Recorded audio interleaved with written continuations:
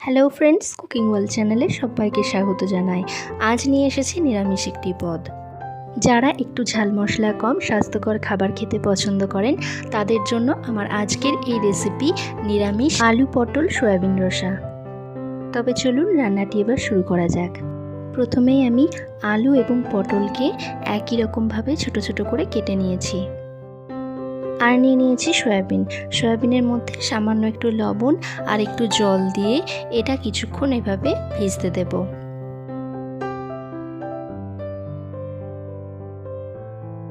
অন্যদিকে এবার একটা মশলা রেডি করে নিচ্ছি, যার জন্য বাটিতে নিয়ে নিলাম 1 চামচ আদা বাটা, হাফ চামচ লঙ্কা বাটা, আর দিয়ে দিচ্ছি 1 চামচ জিরে ধনে গুঁড়ো। এগুলোর সাথে সামান্য একটু জল দিয়ে এটা মিশিয়ে রেখে দেবো এভাবে। এরপর কড়াই তেল গরম করে দিয়ে দিলাম গোটা জিরে, আর দিয়ে দিচ্ছি 2টো শুকনো লঙ্কা আর একটা এলাচ। ফোড়নটা হয়ে গেলে এবার দিয়ে দিচ্ছি একটা টমেটো কুচি। টমেটোটা একটু নরম হয়ে এলে এবার দিয়ে দেব পটলগুলো। এখানে পটলটা কিছুক্ষণ ধরে ভেজে নিচ্ছি।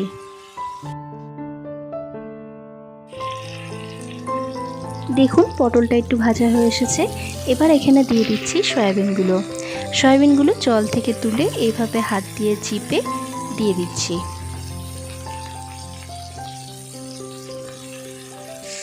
সয়াবিনটা দেওয়ার পর ভালোভাবে এটাকে নাড়াচাড়া করে নিচ্ছি।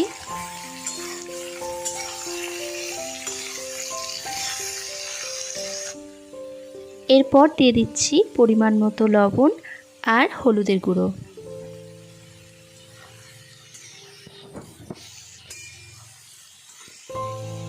লবণ হলুদটা দেওয়ার পর ভালোভাবে মিশিয়ে দিচ্ছি।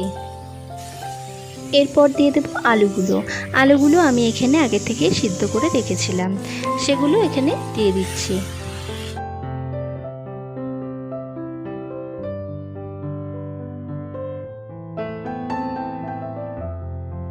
আলুগুলো দেওয়ার পর ভালোভাবে নাড়াচাড়া করে নিয়ে এবার মশলাটা দিয়ে দিচ্ছি, যেটা আমি আগে থেকে বানিয়ে রেখেছিলাম।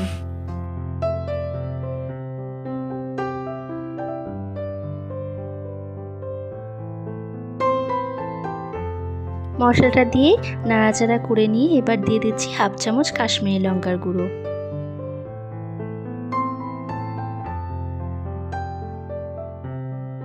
এরপর 3-4 মিনিট ধরে ভালোভাবে নাড়াচাড়া করে মশলাটা কষিয়ে নিচ্ছি।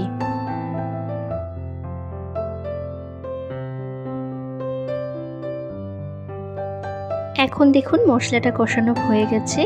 এবার দিয়ে দিচ্ছি সামান্য পরিমাণ জল। খুব সাধারণভাবে তৈরি নিরামিষ দিনের এই সাধারণ রেসিপিটি কিন্তু খেতে খুবই ভালো হয়।